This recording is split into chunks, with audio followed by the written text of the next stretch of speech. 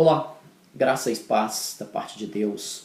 Neste pequeno vídeo nós vamos trabalhar aqui com os efeitos imediatos, visíveis, naturais da morte do Senhor Jesus na cruz do Calvário.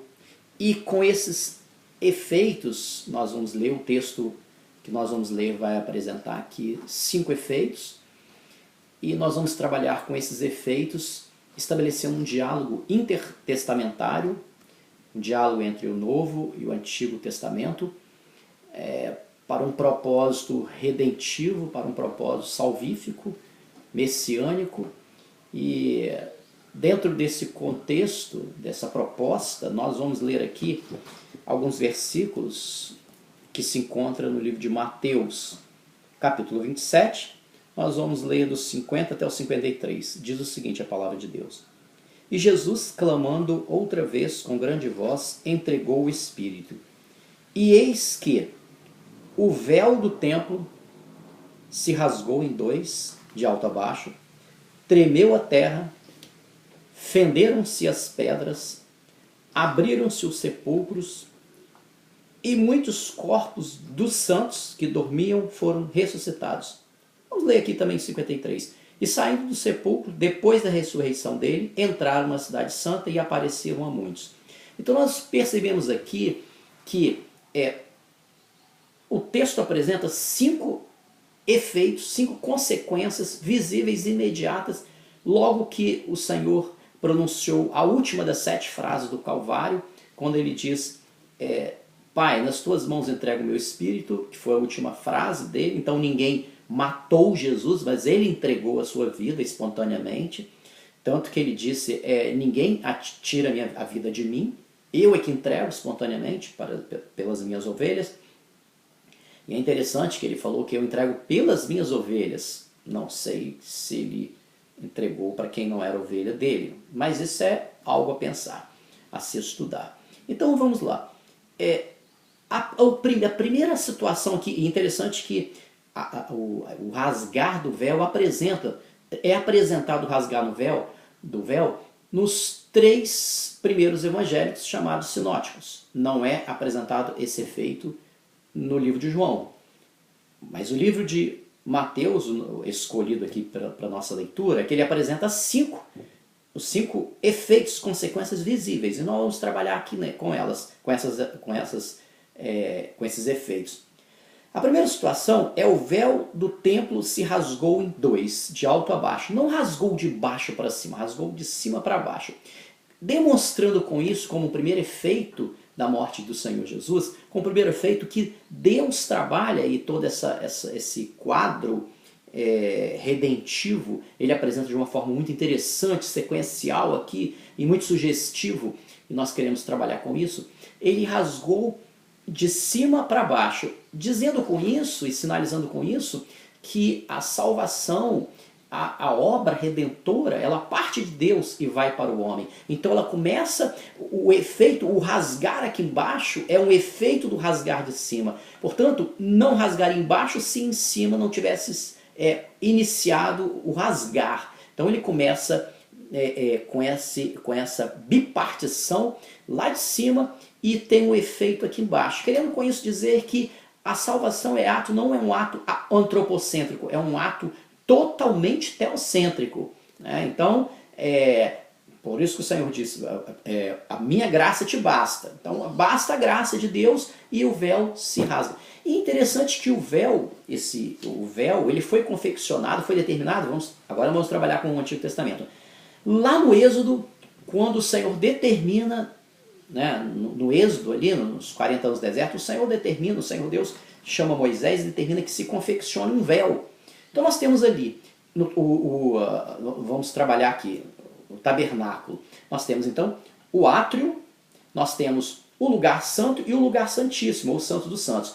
Havia um véu aqui também entre o átrio e o lugar santo, mas esse véu que foi rasgado aqui, que nós vamos ver lá no livro de Hebreus, capítulo 9 e capítulo 10, que vai revelar muito tranquilamente que esse véu que foi rasgado aqui não é o primeiro véu, é o segundo véu. É o que separava o lugar santo do lugar santíssimo. No átrio, todos tinham acesso. No lugar santo, só os sacerdotes que entraram várias vezes por dia, várias vezes por ano, no lugar santo. Só os sacerdotes que entravam. Mas no lugar santíssimo, apenas o sumo sacerdote entrava, não sem sangue. Porque aqui era oferecido sacrifícios com incenso. Era oferecido incenso. E aqui não, aqui no Santo dos Santos, que era extremamente secreto, eram oferecidos o sacrifício mesmo vicário com sangue. Então, quando Cristo morre ali, quando ele morre no Calvário, o primeiro efeito é acesso dos crentes, dos servos de Deus ao Pai. Então, em Jesus nós temos acesso. Então não há mais intermediário como existia no culto levítico. Toda a liturgia mosaica, liturgia levítica, havia então essa intermediação pelo profeta. Hoje não há mais essa intermediação. Então nós temos acesso direto ao Pai. Não, Pai, não existe nem intermediação eclesiástica, não existe cúpula sacerdotal que possa dizer o seguinte: não, nós que temos a revelação e vocês, subalternos, ovelhas, manadas, vão esperar, nós transmitimos para vocês a revelação. A revelação é nossa, é da cúpula eclesiástica. Não existe mais isso, porque quando o véu se rasga de alto a baixo, Deus quis dizer com isso que estava aberto para qualquer servo de Deus, por mais simples que seja, desde a criança até o idoso, esse acesso a Deus, sem intermediação eclesiástica, sem intermediação de pessoas vivas, sem intermediação de mortos, né? Isso há uma confusão que ocorre a miúde com essa colocação aqui. Mas então nós estamos fazendo um diálogo entre o véu rasgando aqui e o véu lá que foi colocado para separar o lugar santo do lugar santíssimo. E interessante que ele não rasgou com facilidade, porque, segundo consta, o véu tinha mais ou menos a espessura de 4 dedos, né? Tinha uma altura de 18 metros, né? Esse véu equivaleria aproximadamente a um prédio hoje de 6 andares, uma cortina torcida, grossa, trabalhada com vários fios, não era qualquer abalo que rasgaria. Então foi algo sobrenatural rasgando o véu de alto a baixo. Essa é a primeira consequência visível e imediata da morte ali do Senhor Jesus na cruz do Calvário. Tremeu a terra.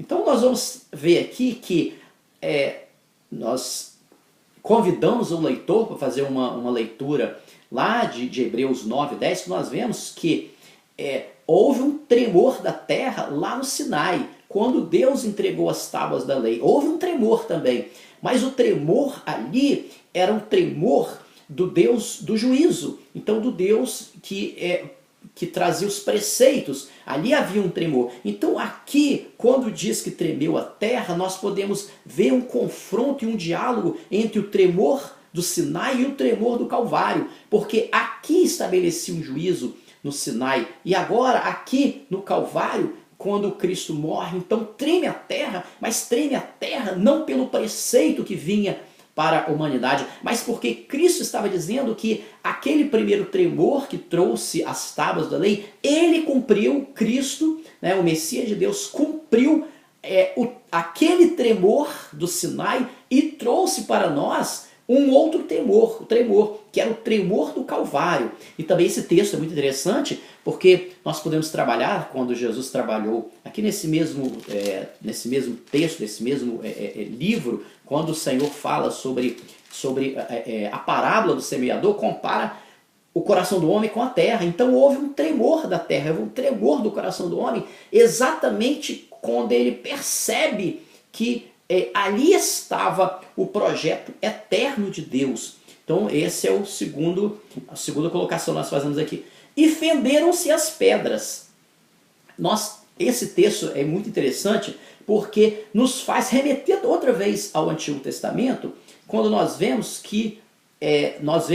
quando o Senhor dá uma ordem aqui, quando há uma ordem de Deus, o povo teve sede, então o que o Senhor manda Moisés fazer? Moisés, fere a rocha, fende a rocha. E há outro texto também, quando Moisés quis muito ver o Senhor falou assim, olha, eu te colocarei na fenda da rocha e por ali, através da fenda da rocha, da fenda da pedra, você vai me ver. Então aqui diz que as rochas se fenderam. Então você traz lá do Antigo Testamento o fender da rocha que produziu água para o povo beber. Esse fender da rocha, por meio do sangue de Jesus, porque ali nós vemos o sangue vertido e a água também saindo do corpo de Jesus, esses dois elementos que nós vamos trabalhar. A água que saiu do corpo de Jesus, quando o soldado fura o lado de Jesus, sai água e sangue. Nós vamos ver a água ali que é o batismo, um tipo do batismo, e o sangue que fala sobre a Páscoa, que fala sobre exatamente o acesso que nós temos através do sangue de Jesus. Então nós vemos assim, fenderam as pedras.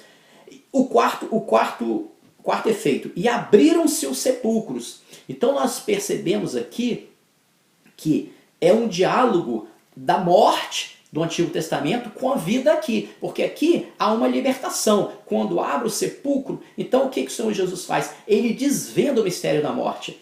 Ele abre o sepulcro. Interessante, porque e o texto aqui no versículo 53, às vezes muitas pessoas não percebem, e diz o seguinte, 53, saindo dos sepulcros depois da ressurreição, não, versículo 52, e abriram-se os sepulcros e muitos dos corpos de santos, então não eram qualquer corpos que foram ressuscitados ali na morte de Jesus, foram corpos de pessoas que eram consagradas ao Senhor, eram pessoas, servos de Deus, eram crentes no Senhor. Não foram, quando nós lemos e pregamos sobre isso, nós pensamos, vários corpos ressuscitaram. Não, ali alguns corpos dos santos, ou seja, eram corpos de servos de Deus, aqueles que criam no Senhor. Por isso que fala de santos, santos no sentido de consagrado, separados pelo Senhor. Então nós vemos aqui que não era qualquer corpo que apareceu ali, não. Ali foram corpos dos santos. Aqui há uma colocação, um quadro escatológico,